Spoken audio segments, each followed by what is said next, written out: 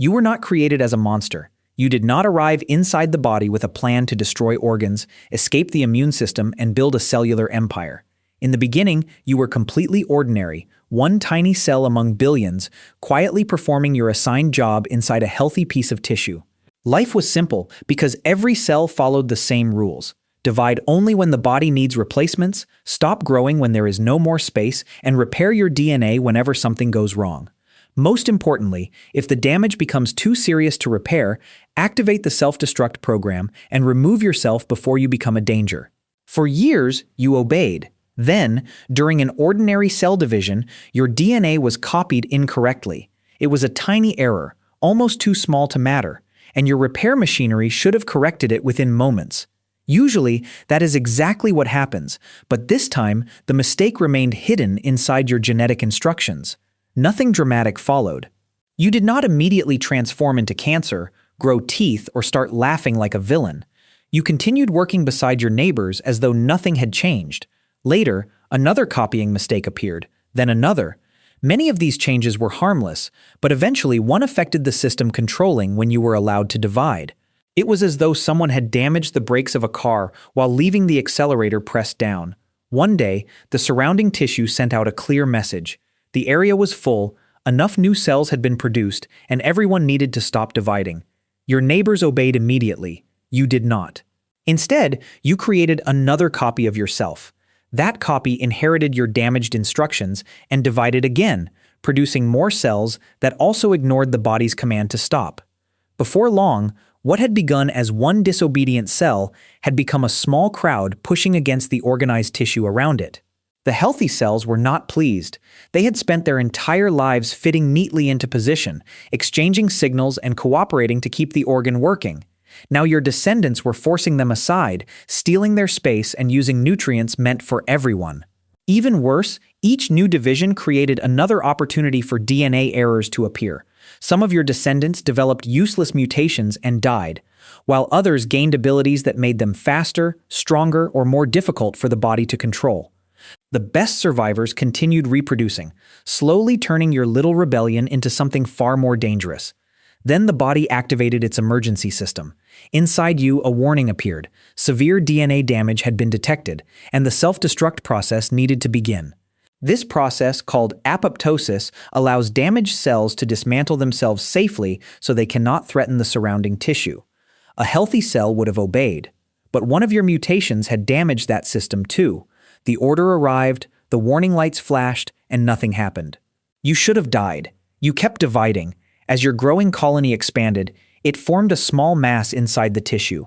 At first, the tumor was tiny enough to survive using oxygen and nutrients from nearby blood vessels, but as more cells crowded into the center, the supplies could no longer reach everyone.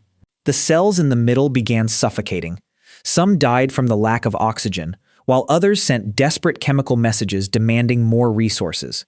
Your tumor had successfully created thousands of new cells, but without a better supply network, the entire colony would eventually starve. So, you called for help. The tumor released chemicals that encouraged nearby blood vessels to grow toward it.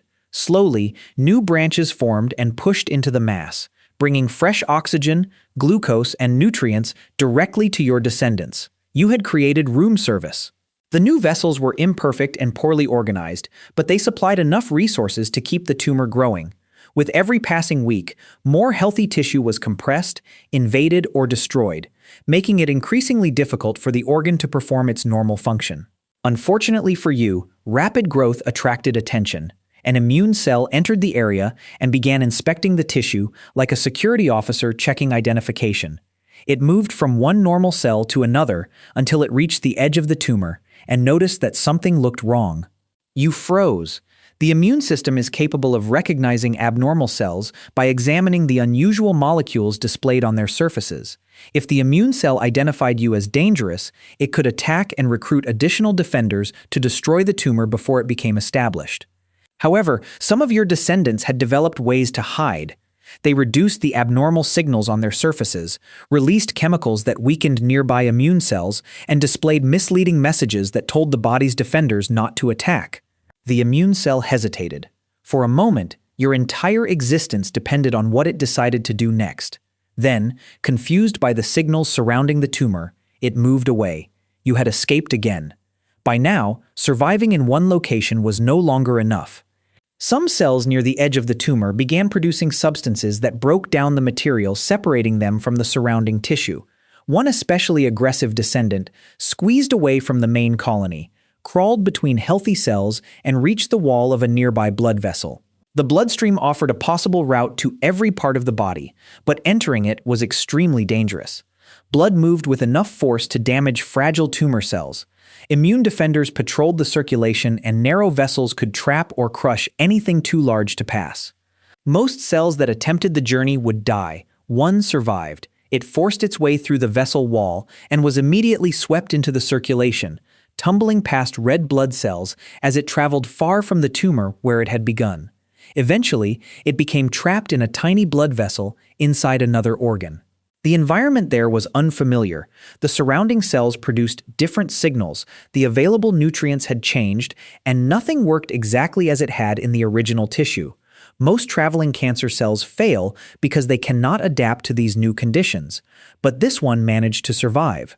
It crawled out of the blood vessel, settled inside the organ, and divided. One cell became two, two became four, and a new colony slowly began growing far from the original tumor. You had metastasized. Back at the first site, the human carrying you finally realized something was wrong. Perhaps a lump had appeared, or there was persistent pain, unusual bleeding, unexplained weight loss, or overwhelming tiredness. It was also possible that you caused no obvious symptoms and were discovered accidentally during a scan for something completely unrelated. Either way, the doctors found you. A medical scan revealed an abnormal mass, and a biopsy removed a small piece for examination. Under the microscope, your cells looked chaotic compared with the neat, organized tissue surrounding them. Their shapes were irregular, their nuclei were enlarged, and far too many were caught in the process of dividing. The diagnosis arrived: malignant tumor. Now the body was no longer fighting alone. A surgeon attempted to remove the main mass along with a border of surrounding tissue. Large portions of your colony disappeared, but any cells that had already escaped into nearby structures or distant organs could remain hidden. Then, chemotherapy entered the bloodstream. These drugs were designed to damage rapidly dividing cells, which meant your greatest strength had suddenly become your greatest weakness. Across the tumor, descendants that had once reproduced uncontrollably began dying. Radiation followed, directing high-energy beams toward the remaining mass and damaging the DNA your cells needed to divide. Every attempt to reproduce became more dangerous, and the tumor began to shrink. Still, cancer cells are not perfectly identical. Because your descendants had accumulated different mutations, a few were naturally better at surviving certain treatments. When the vulnerable cells died, these resistant survivors remained behind and slowly began rebuilding the colony. The cancer returned. This time, the doctors studied your molecular machinery more carefully and discovered that your cells depended on a particular growth signal. They selected a targeted treatment designed to block that exact pathway. The drug entered the tumor. You attempted to divide, but the command no longer worked. The signal that had driven your growth for so long had been switched off, leaving the surviving cells confused and vulnerable. Then another treatment removed the disguise that had helped you hide from the immune system. The defenders returned. This time, they recognized you. You had spent your entire existence breaking the rules that kept the body alive. You ignored instructions to stop growing, disabled your own death program, stole blood vessels, manipulated the immune system, and sent descendants into organs where they did not belong. But you were never an intelligent villain. You were simply a damaged cell shaped by mutation and survival, becoming more dangerous each time the body failed to eliminate you. Your empire began with one tiny copying error.